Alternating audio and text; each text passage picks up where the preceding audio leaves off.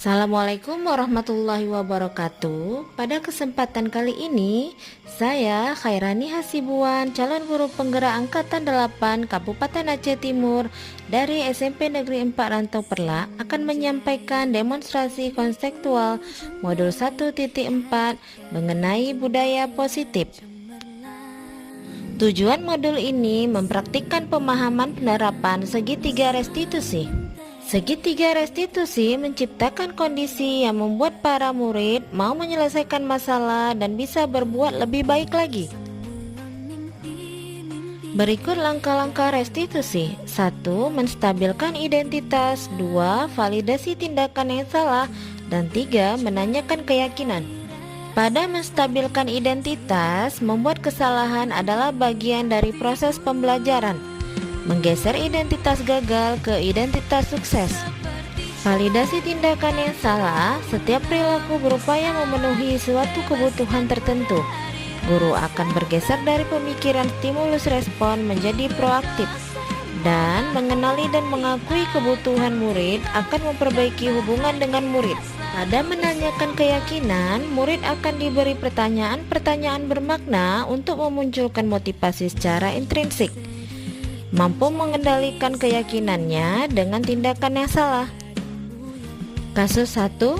Agus, kelas 8 putri, tidak masuk kelas dan duduk di kantin sekolah jam pelajaran bahasa Inggris.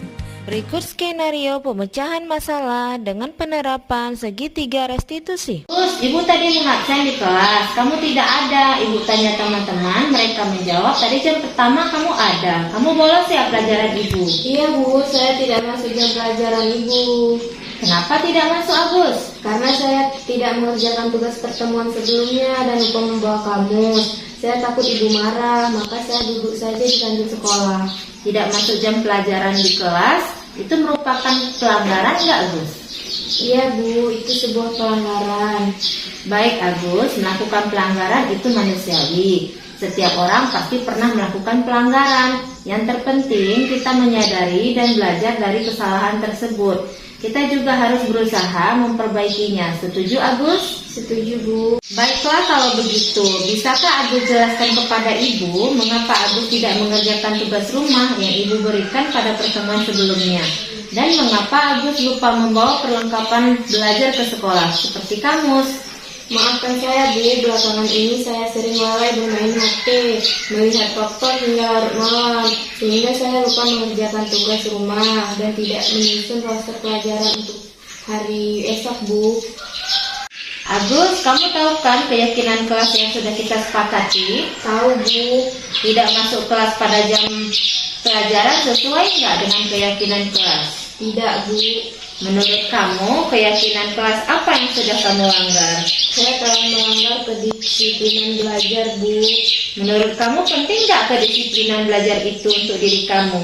Penting sekali Bu, karena dengan disiplin waktu belajar dapat membuat saya lebih fokus belajar dan dapat mengerjakan tugas tepat waktu. Betul, belajar dengan baik dan mengerjakan tugas itu sangat penting Gus. Untuk itu, kamu harus menghargai waktu dan disiplin, sehingga kamu akan lebih percaya diri dan prestasi kamu akan meningkat. Iya Bu, saya menyesal tidak masuk pelajaran Ibu tadi. Saya mohon maaf ya Bu. Iya Agus, sikap yang sangat baik sudah kamu dapat dengan menyadari kesalahan dan meminta maaf. Menurut kamu, apa yang akan kamu lakukan agar kamu tidak lagi bolos jam pelajaran sekolah karena tidak mengerjakan tugas dan membawa semua perlengkapan belajar? Saya akan mengulang pelajaran di sore hari, mengerjakan tugas, dan kemudian menyusun perlengkapan sekolah. Belajar sesuai dengan roster Bu. Saya juga akan main HP di waktu senggang saja, tidak sampai larut malam lagi Bu. Baiklah Agus, sekarang kamu sudah menemukan solusi atas pelanggaran yang telah kamu lakukan. Ibu harap itu tidak terjadi lagi ya. Ibu akan bekerja sama juga dengan orang tua kamu agar di rumah kamu dapat mengatur waktu belajar dengan baik dan dapat mengerjakan tugas dengan disiplin. Sekarang silakan kembali ke kelas lagi untuk belajar. Terima kasih Bu. Ya. Assalamualaikum warahmatullahi wabarakatuh. Saya dari kelas 8 Putri, nama saya Agustian Dinarni. Terima kasih Bu Rani, saya senang sekali diajak berdiskusi menyelesaikan masalah dan kesalahan pelanggaran. saya akan belajar mengatur jadwal lagi, mengerjakan tugas tepat waktu, dan menyusun roster untuk pelajaran keesokan harinya. Terima kasih. Assalamualaikum warahmatullahi wabarakatuh. Pada kasus kedua, Ibu Rani mendapati Kanza bermain HP di kelas sehingga dia dan temannya tidak fokus mengikuti pelajaran dan tugas tidak selesai. Berikut penerapan segitiga restitusi. Assalamualaikum. Waalaikumsalam. Silakan masuk Kanza.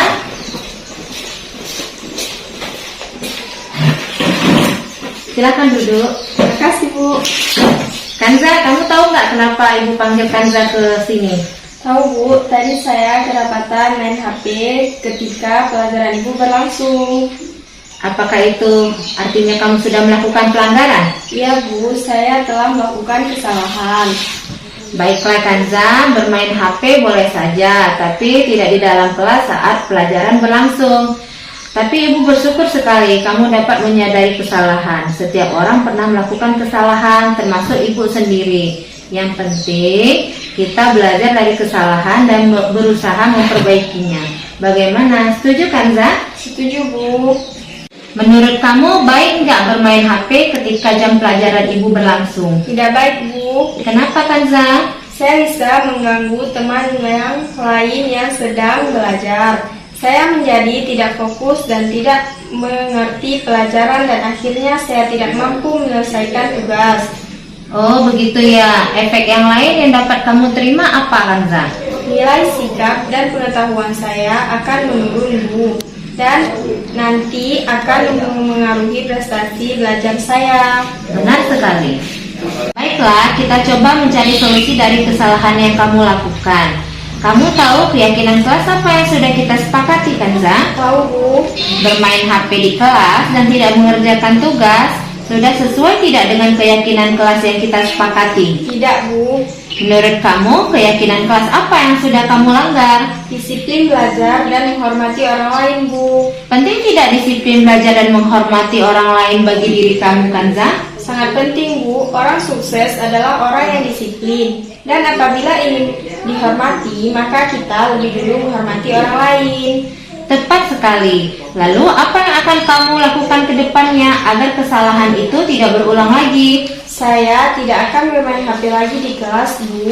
Saya akan bermain HP di rumah saja ketika sudah menyelesaikan tugas rumah. Dan saya akan mengikuti pelajaran dengan tekun.